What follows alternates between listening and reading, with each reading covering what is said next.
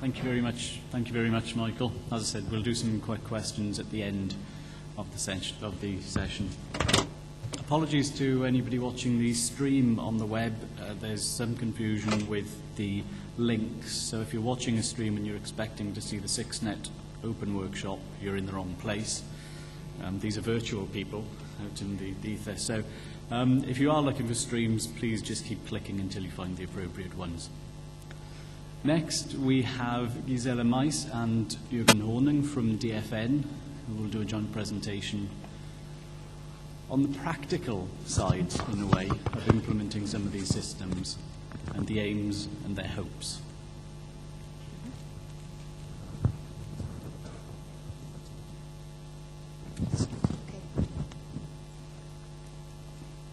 Good afternoon, ladies and gentlemen, here in the room and outside in the internet. I'd like to present to you a new service in DFN in the research and education community in Germany, and it's an IP-based video conferencing service. I first start with some remarks concerning the DFN Association, and then I will come to the main point of my talk, the video conferencing service, and I will tell you about the demands of our users, the architecture of the service and operational model that we have implemented, and the service components that we have deployed for our users. Then I will come to the point of the pilot service. We run a pilot service since a little bit more than 1 year, and now we have started in April with a regular service, and then I closed my talk with some open issues and a summary. And after my talk, Jürgen Hornung will give a short presentation of a VC portal that we have implemented and of some features. Okay, I only would like to give a short introduction to DFN because a lot of you know about DFN quite well. Our community is the higher education and research community. We provide national and international connectivity for our users by means of leading-edge infrastructure. And we run the community requirements and translate them into actions. And the good thing to do this is to have testbeds for next-generation network technologies and to promote new applications, since, for instance, the video conferencing service. Then a very important point is the organization of international collaboration, of course. DFN is a non-profit organization, but we have to charge for the services for our users. They have to pay for it. The operational cost must be fully covered by our customers. There are today about 600 connected sites in our network, and the throughput is about 1,200 terabytes per month. The main traffic is IP-based. We are connected to the internet, worldwide internet, via a global upstream capacity of 5 gigabits per second, and are connected to the North American research networks via 2.5 gigabit per second connections via Géant, and of course also to the European community. So this backbone gives us the good possibility to serve a wide range of services to our users, and the main service is the DFN Internet service, IP-based service. And the most new service is the video conferencing service I now will explain in more detail to you. We started to think about such a kind of service nearly 3 years before, and we are looking on the market what kind of components are available, and there was an increasing demand of audio and video transfer in our user community, of course with acceptable quality. And there were a lot of different kinds of usage scenarios. We have directors and managers. They like to meet in conferences that are predefined with high quality. And there are, of course, scientists. They like to meet ad hoc and exchange their research results with partners worldwide. We have teleteaching applications and applications in telemedicine where doctors exchange their data about their patients. And so we were looking up what is on the market and decided to deploy a video conferencing service on the IP-based standard H.323. And then we had a lot of tests and tests of the main components like MCUs and gatekeepers and tests of end devices, and started with the pilot service at January 2002. Now we are just in the phase of starting full charged service in April of this year. The demands from a user's point of view were, of course, they like to have a reliable management of the central components like the MCUs, gatekeepers, and so on. There's the demand of scheduling of conferences. This is still missing, I have to tell you. It's really a problem. Then, of course, they like to conference just now in a minute, ad hoc conferences, and they like to have very good quality of video and audio. Then there's the demand of sharing applications and using whiteboards or chat or things like that. And they like to have different screen splits on their desktop. This is parameter of continuous presence or voice activated, and the function of transcoding, that you get the video and audio in a quality your endpoint is able to handle, and not the burst endpoint is determines the whole conference parameters. And then there's a point of supporting our users with all problems concerning configurations, gatekeeper configurations, for example, and operational problems like firewall problems.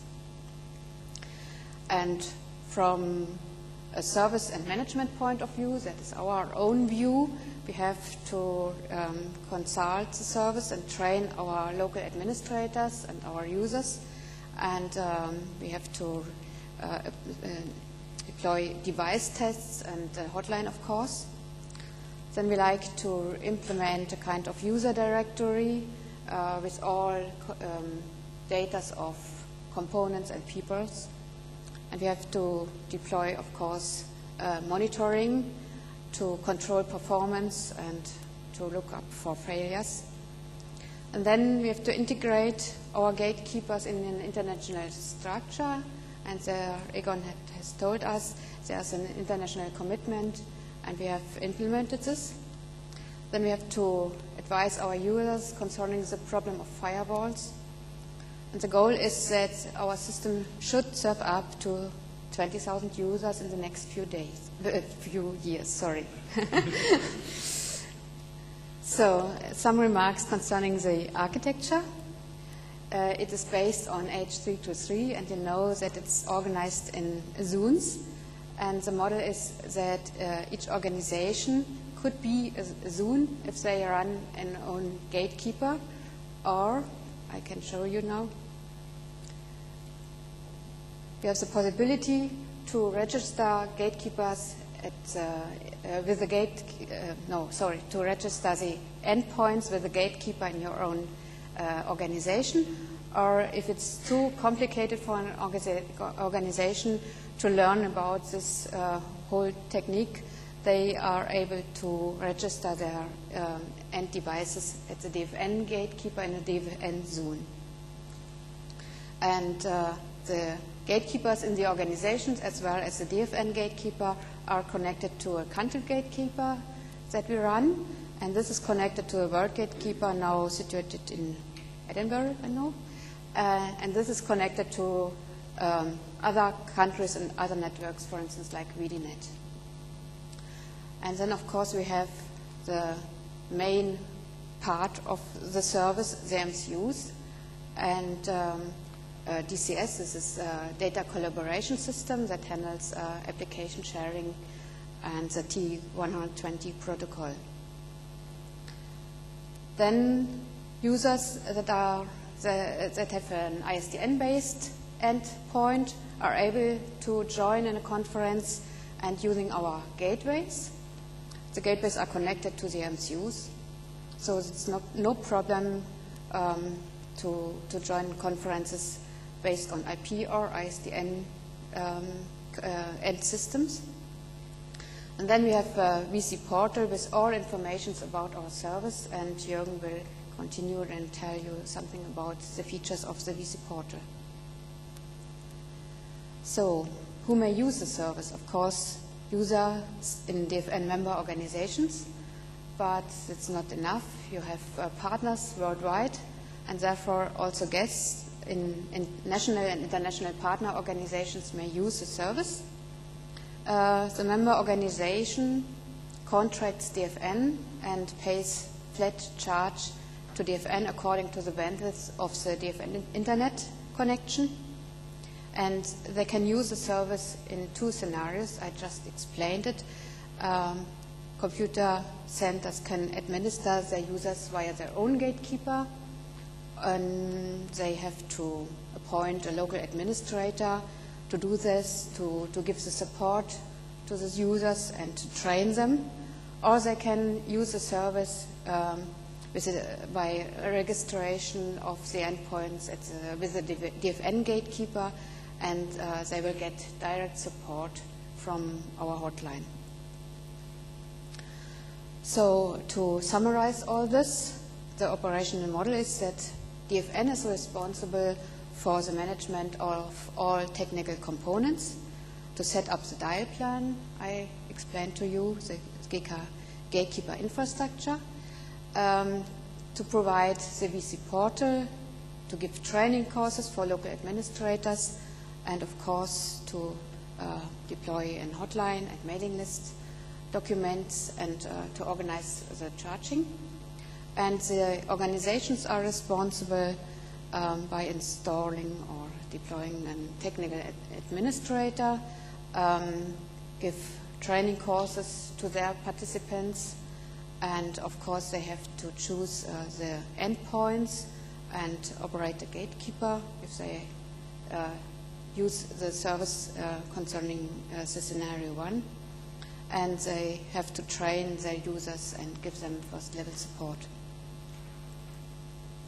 Okay, some remarks concerning our components. All equipment we have deployed is by Red Vision.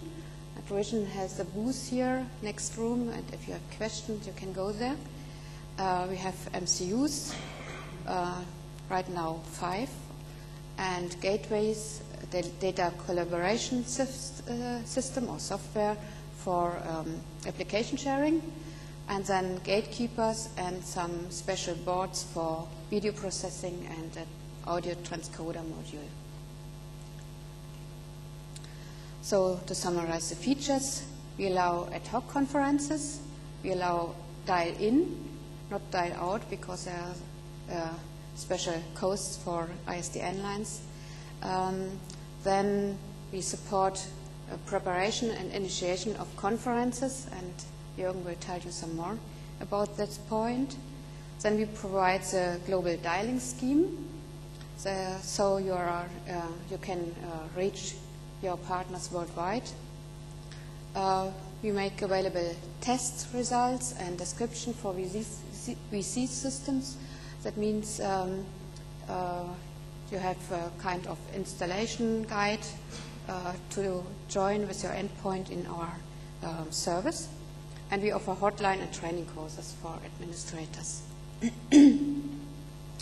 During the pilot service, about 75 organizations joined the pilot, and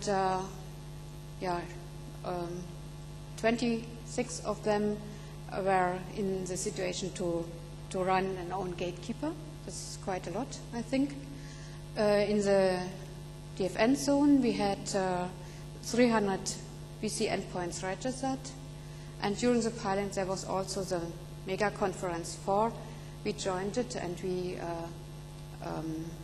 supplied it with our MCU, and we had 41 devices of all over Europe registered with our MCU, and worldwide there were 16 MCUs connected to each other.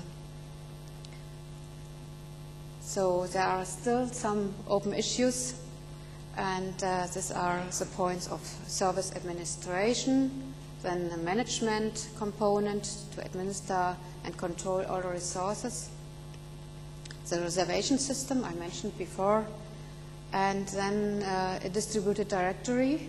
We have some kind of directory on our VC portal to find the partners, but it's not LDAP based till now, and maybe there will be some new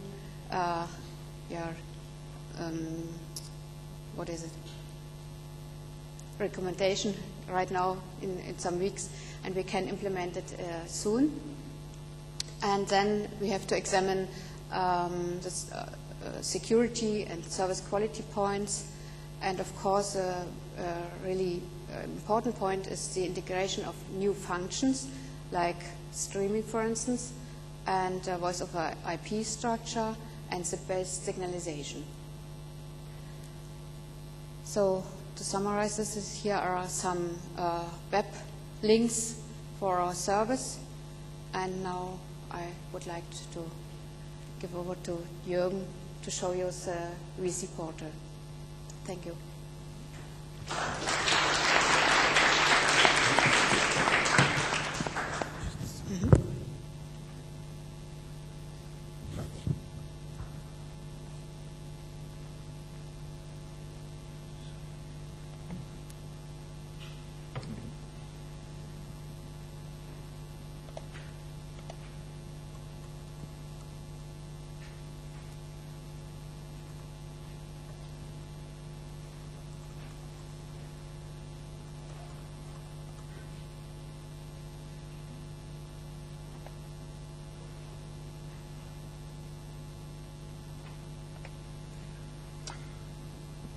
So yes, hi, my name is Jürgen Hornung, and I'm from the DFN VC video conferencing network staff from DFN in Germany.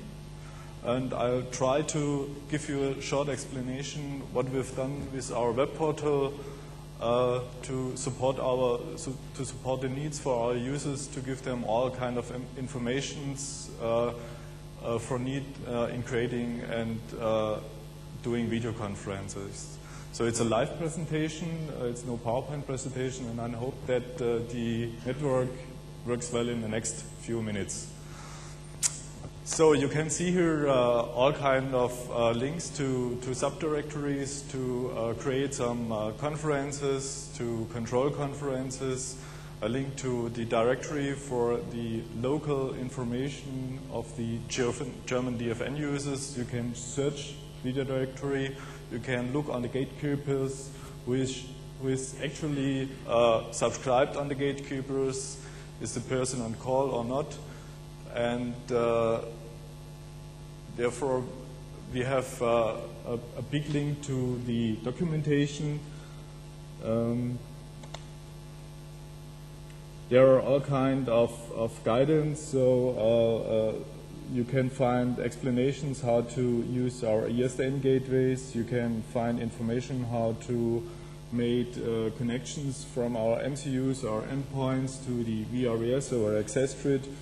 You can find informations from the gatekeepers, how to configure them, the free UGK or the Cisco gatekeeper, and a lot of endpoints as a net meeting or a special kind of Unix version, the Sun Forum, and a few case studies of firewall problems, how to solve firewall problems, all the formerly from Egon mentioned video conferencing presentation from Mr. Schrennen from the Max Planck Gesellschaft.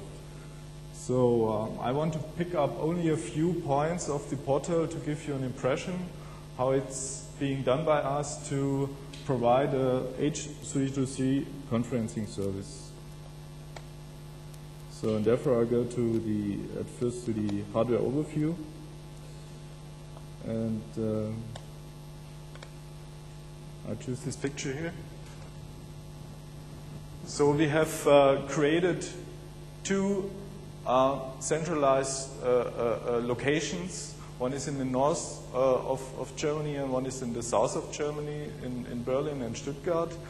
They are both identically designed, so if one location gets a failure, we can very fast do a switch between the two locations, and one location can do the hardware failover from the other location. So you can see here one big Linux server, each per location. The Fix and Foxy are not the well-known comic figures in Germany, are only the host names. So they're running two gatekeepers, one country gatekeeper, this is a free Linux version of the GNU-GK. It does the complete handling of our country calls. We have here a special kind of configuration of two Win2K machines. They're running on the VMware. That's running one is the GK is for the DFN zone, and other is the application sharing T120 server. As I said before, they are running on the VMware, so it's easy for us to do a remote administration of the Win2K machines. The next big part are the route vision via MCUs. We stuck them with two MCU boards, each on each location, with one VPS board. They're doing the bigger participant splits, up to 16 persons on one picture, and you have here one gateway for the ISDN communication to the H.323 world. Each of the location is connected with 155 megabits to our DFN backbone, and I think that's for the up to now it must be enough. So let's go to another part that I want to show you. That's the conference. So as Gisela mentioned, we're running ad hoc self-dialing service. So the user who wants to create a multi-point session has to come to our portal and has to create a so-called conference ID. The conference ID is unique for this conference he creates, and he can recycle it. So if he wants to do video conferencing every Monday per week, so he can use the same conference ID. So you can see here, you can choose conference types, you can choose the bandwidth for the conference type, you can choose the video layout if you want to only see one speaker if voice activated, or video layout up to 16 persons. You can also choose if you want to have application sharing, yes or no. There's two big services, the voice-activated continuous presence. You can only do ISDN telephone conferences, that's audio only. You can choose a few special ones, the Max Bandwidth, Max Picture, or the special service for the VRES. So you have your optional conference password. It's password security for entering a conference. It has nothing to do with the security of the data channels. It's only a a hint for the user to create a conference with a password that nobody else can easily know the conference ID and enter a conference if it's nothing, if it got no allowed to enter it. Next password you can optionally define is the administration password. If you type one password and create a conference ID, you can administer a conference, and you can invite other persons via web template. You can dial out, you can mute users, and so on. That's the next step I want to show you. So let's try and create a conference ID.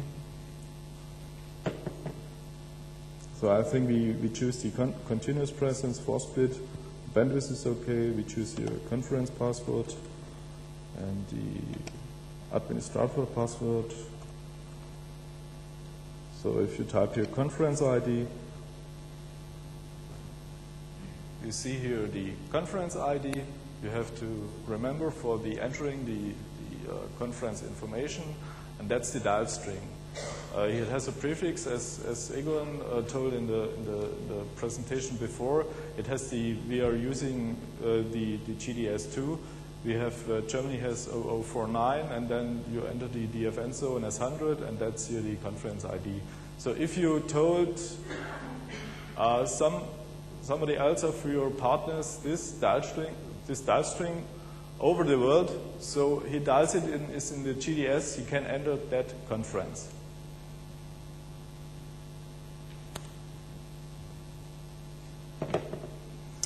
So let's think the conference has started. So every user who is participates of the conference can type via the web portal the conference information. So you have to remember the conference ID, that's the 912. And then I do a little fake. So we have here no H.323 endpoint. So my colleagues in Germany hopefully created a conference for me. So I type in a conference and type here show. Okay.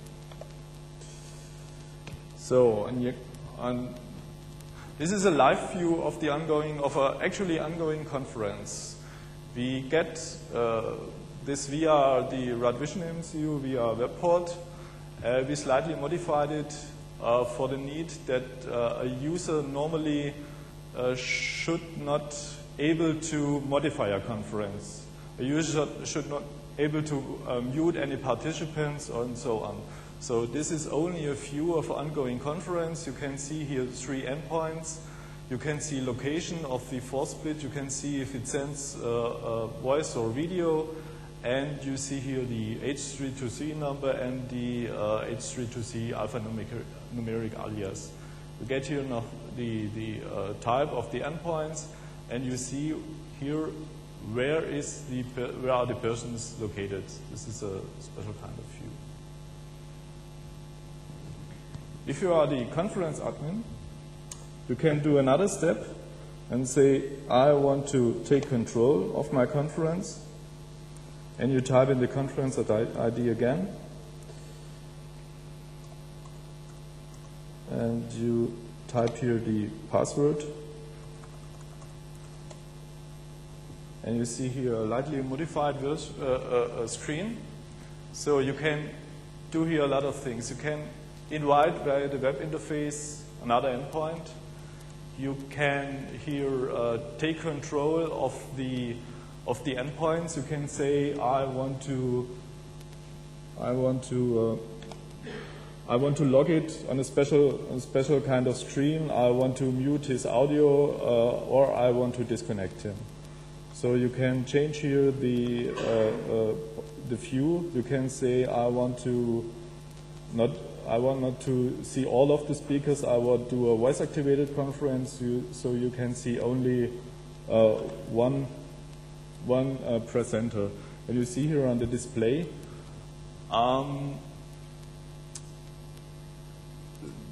the presenter I choose, Stefan Anders, was here on a big display. And actually, you can do a terminate of the whole conference. So I think that's all, and the time is out, so I'm ready with my presentation.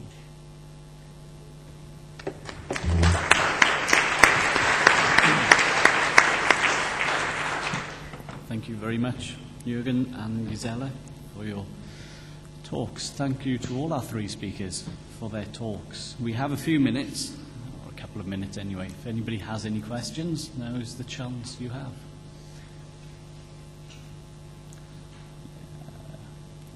Questions versus coffee. It's always a hard decision, isn't it?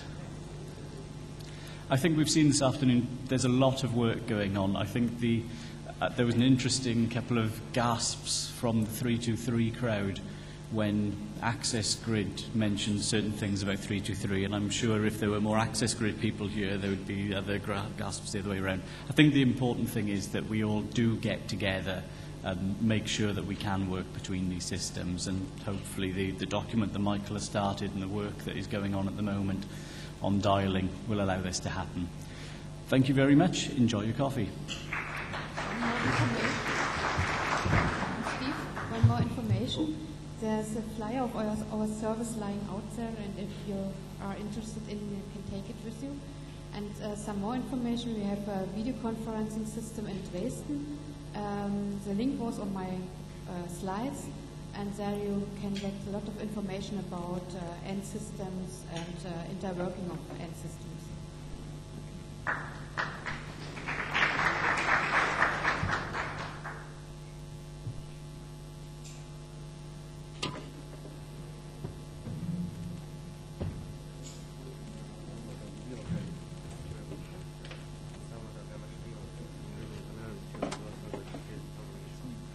Znaš kaj mu je?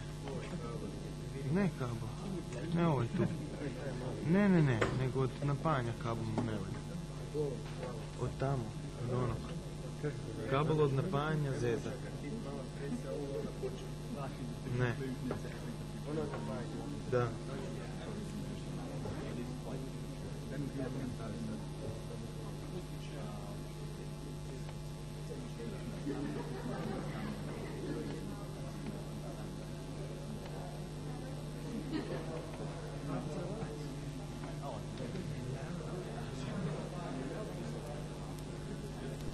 Sad ću vidjeti.